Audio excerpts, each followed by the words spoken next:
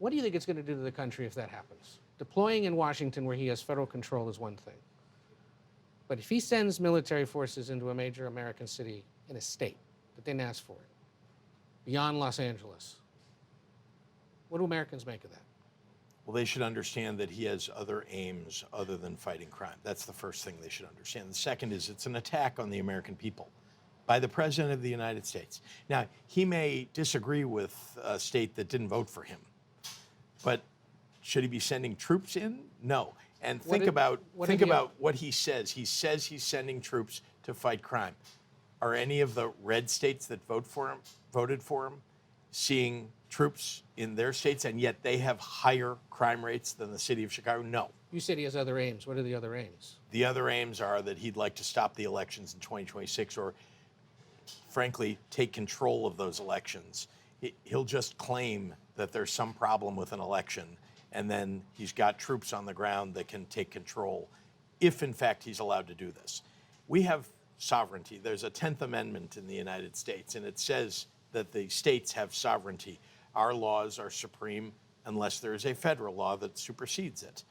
Our National Guard should be under the control of our governors.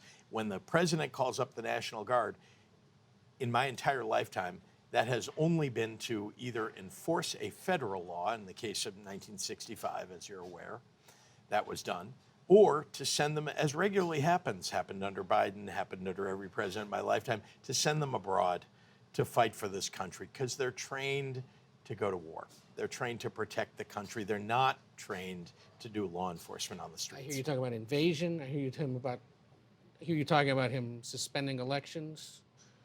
Are you suggesting, or is it your belief he's an authoritarian? Look, I can tell you this. I built a Holocaust museum. I know what the history was of a constitutional republic being overturned after an election in 53 days. And I'm very, very concerned. We could talk about lots of authoritarian regimes in the world, but that just happens to be the one that I know. And I can tell you that the playbook is the same. It's thwart the media.